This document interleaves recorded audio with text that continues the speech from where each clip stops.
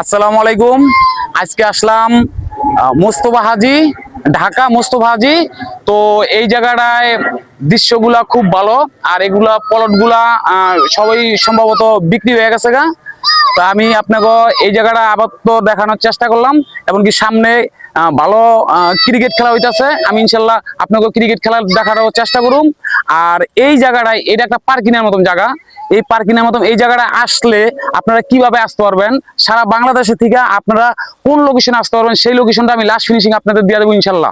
জায়গায় এখন আজকে শুক্রবারের দিন এই জায়গায় ক্রিকেট খেলা হইতাছে। তো অনেক মানুষজন এখনো আছে, আর আরো বেলা পড়ার সাথে সাথে ইনশাল্লাহ অনেক মানুষই আসবো। তবে এই জায়গার ক্রিকেট খেলা এক ইনিংস, যা আগে যারা ব্যাটিং করছে তাদের ব্যাটিং শেষ পর্যায়ে, এখন আবার যারা ফিল্ডিং ছিল তারা এখন আবার ব্যাটিং করার চেষ্টা করতেছে। তবে একটু একটু সুন্দর মতো ক্যামেরাম্যান একটু সুন্দর মতন দৃশ্যগুলো একটু দেখানোর চেষ্টা করেন।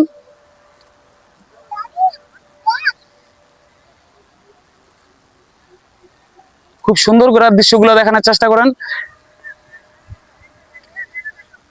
আমি এখন আছি বালু ফালানোর যেই পাইপ আছে সেই পাইপের উপরে আছি। তো খুব সুন্দর একটা বন জঙ্গল, এই পাশেও বন জঙ্গল, এই পাশেও বন জঙ্গল। আর আমি এই সিধা একটা সাক্ষ্যর মতন, কোন দেশে সাক্ষ্য বলে, কোন দেশে হাক্য বলে, কথা বুঝছেন? কোন দেশে বাঁশ দিয়া সাক্ষ্য বানায়, কোন দেশে কাঠ দিয়া সাক্ষ্য বানায়। তো আমি এই সাক্ষ্যর এই বালুর এই পাইপের সোজাসুজি আমি হাইটে আসলাম।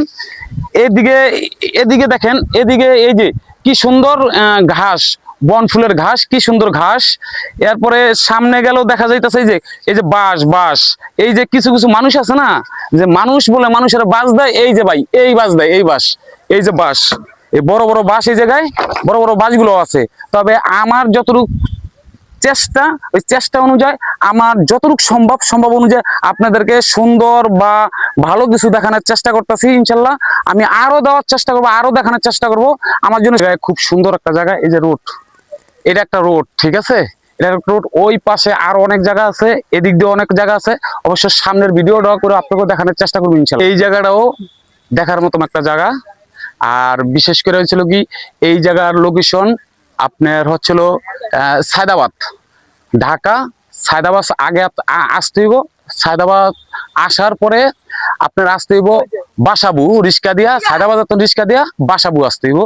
বাসাবু আসার পরে তারপরে নন্দীপাড়া ব্রিজ আসতে হইব রিক্সা দিয়া, অটো দিয়ে আপনি আসতে পারবেন এই মোস্তফা হাজি অটো দিয়ে আসতে পারবেন। আসলেই এই জায়গাটায় প্রতি শুক্রবারে খুব সুন্দর মানুষজন থাকে, অনেক মানুষজন থাকে, সুন্দর একটা দৃশ্যের মতন দেখা যায়, খুব ভালো একটা দৃশ্য।